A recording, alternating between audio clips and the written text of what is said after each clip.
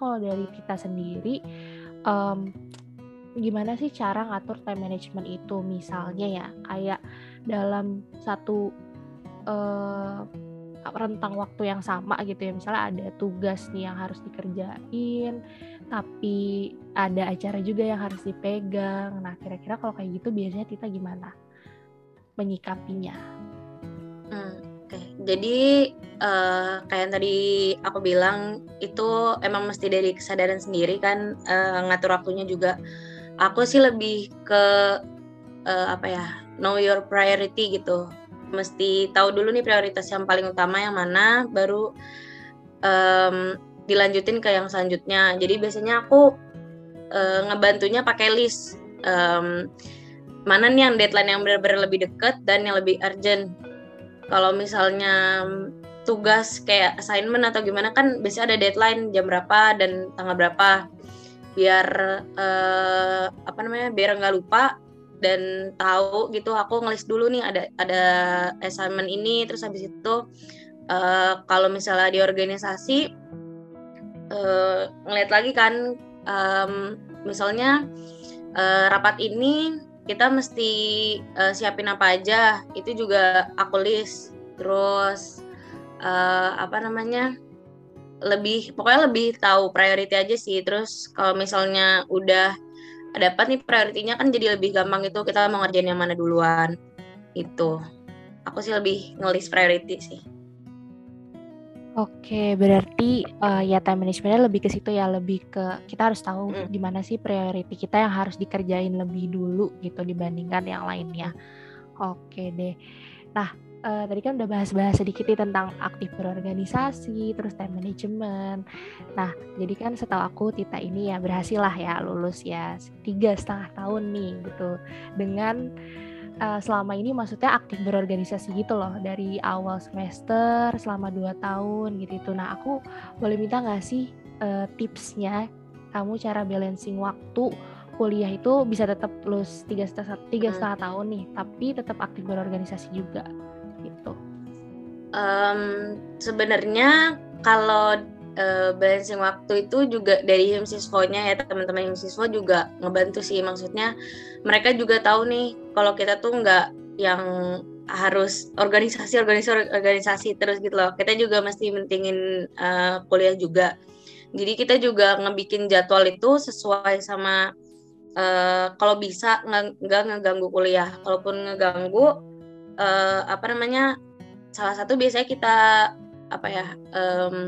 relain dulu. Misalnya ada LDK gitu ya, kan kita juga ada waktu ada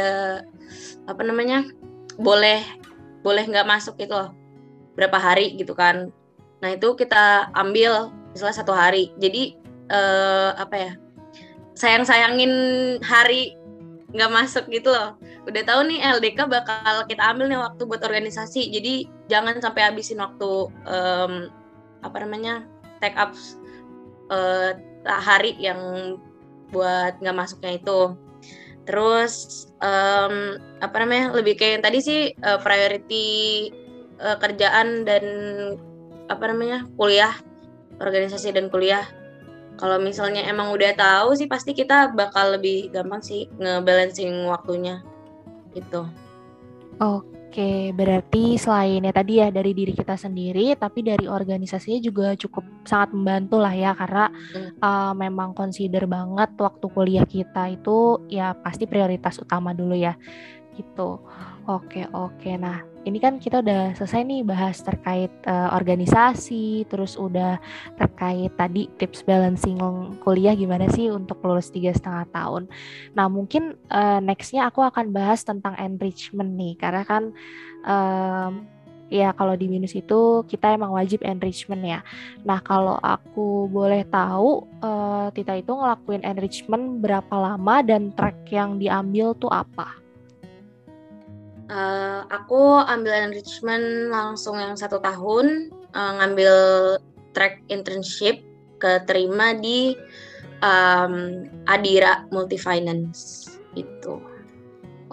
Oke, berarti yang full 1 tahun ya, cukup lama ya pengalamannya berarti. Nah, kalau boleh tahu nih di perusahaannya itu Tita tuh dapat internship di posisi apa sih?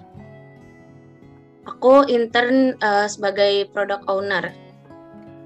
Oke, nah ini kan berarti ya cukup baru juga nih product owner tuh apa sih? Kira-kira boleh kasih sedikit introduction nggak ke posisi itu?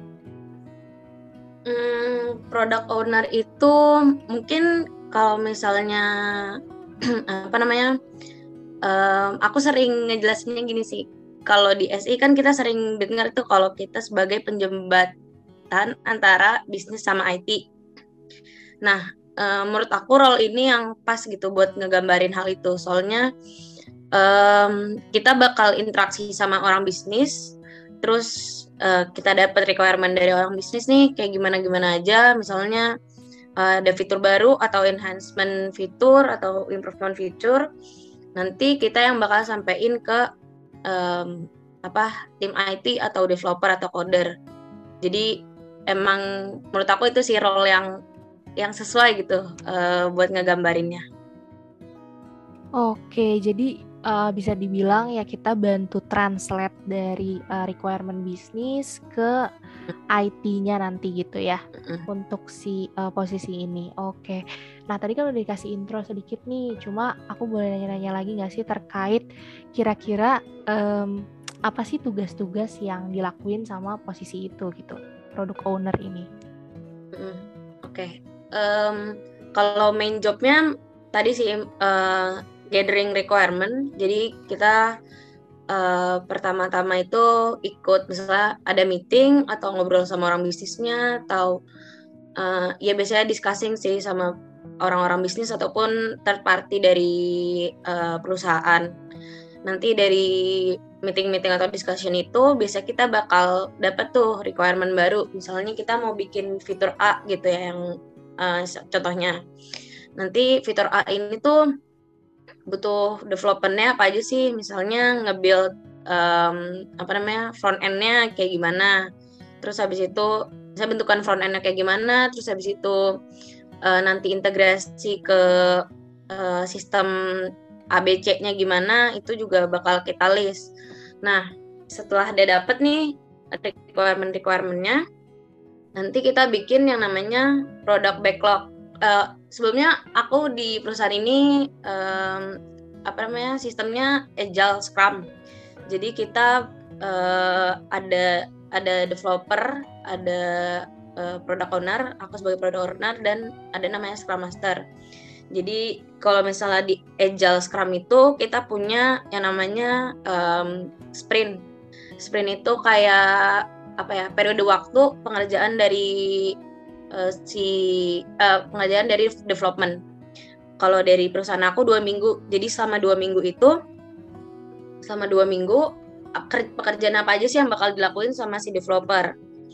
Nah, aku yang bakal ngumpulin tuh kayak tadi yang fitur A itu, misalnya tadi FE, terus integrasi dan lain-lain. Nah, si developer ini kan perlu kerjaan. Gue mesti kerjain apa nih di sprint ini selama 2 minggu ini. Nah, aku yang sebagai fasilitator, nih developer lu bakal kerjain ini gitu selama 2 minggu. Jadi aku yang nyiapin requirement, kalau di sini kita nyebutnya product backlog, buat selama 2 minggu itu si developer kerjain, dan QA sih gitu. Terus selain itu mungkin lebih yang itu kan tadi main job, ini yang side jobnya mungkin kayak kayak tadi sih discussion bareng tim UI UX. Misalnya tadi misalnya ada fitur baru, terus tampilannya kayak gimana nih yang lebih baiknya, biasanya discussion bareng tim UI UX. Terus habis itu misalnya ada integrasi bareng third party, kita mesti ada legal prosesnya. Kita juga ngobrol sama orang legal buat nyiapin dokumen legalisirnya. Pokoknya yang itu sih yang side-nya. Kalau yang main jobnya yang tadi bikin gathering requirement, terus bikin requirement-nya buat nanti developer tahu nih kerjaan mereka apa aja gitu.